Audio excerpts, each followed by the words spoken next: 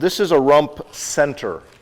In the U.S., when I get these, I typically will get it with what's called the cap on. The cap is the culotte. So here, this is a rump center, the cap's removed.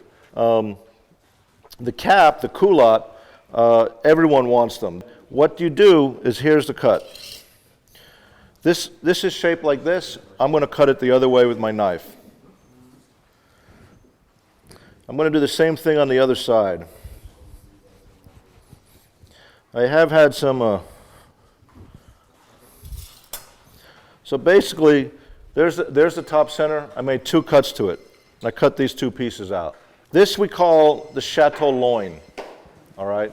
Because it looks like a chateau, but it's from the sirloin. Chateau loin.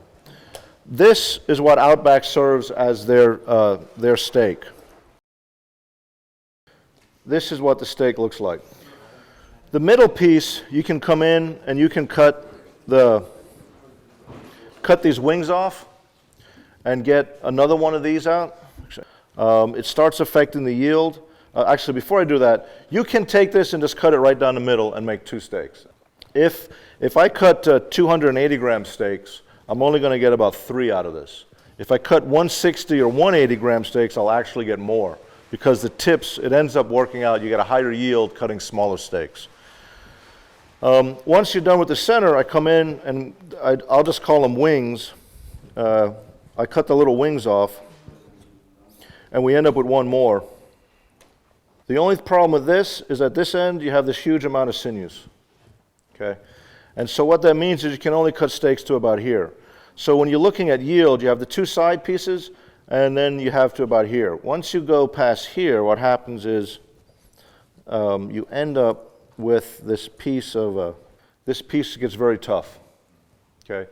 You can trim it out, but basically these muscles taper down very quickly, and it's really just not worth messing with. It's better to put this leftover piece with these pieces here that you're going to use for stew meat or something. So that's the yield on that. This one is cleaned up really well. So that's my story, and I'm sticking to it. I'm cooking up some tri-tips. I'm not boiling them, you guys. So we can taste that. And that's kind of it.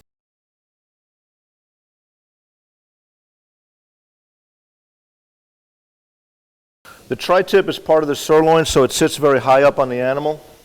Here it is, tri-tip, number 9. So it sits down here. It's a muscle on the edge of the top sirloin, on the rump. And it's a muscle that's often removed in the US, but sometimes in Australia you'll get that muscle on. It comes like this. It comes packed 2 to a bag. Again, I'm looking at a little bit of purge. I'm going to come in and trim it up just a little bit.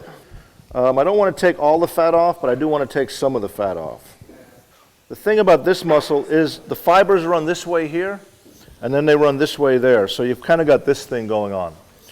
So there's 2 ways of handling it. One, the way you can split it right here, so you end up with the 2. But what I typically do is I cut it like this. And this I'm going to use for stew meat. This I'm going to use for, we call them skewers. Skewers or kebabs. It's an appetizer item on my menu. This one I'll show you something on. Again, you can see the marbling in this. In the US, there's a couple of ways of handling this piece of meat. If in California, if you go to have someone's house to barbecue, you're going to get this. They're going to roast it whole. If you go to Texas, you're going to get a brisket. This is also a great piece if I want to make something else out of it, such as pastrami or curing it or peppercorn or anything like that. This one takes well to that. We serve this as a lunch steak. We serve a smaller portion.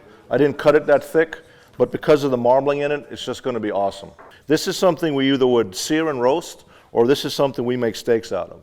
And we call it sirloin because it's a sirloin tri-tip. Most people, some people know the name tri-tip, but not everyone.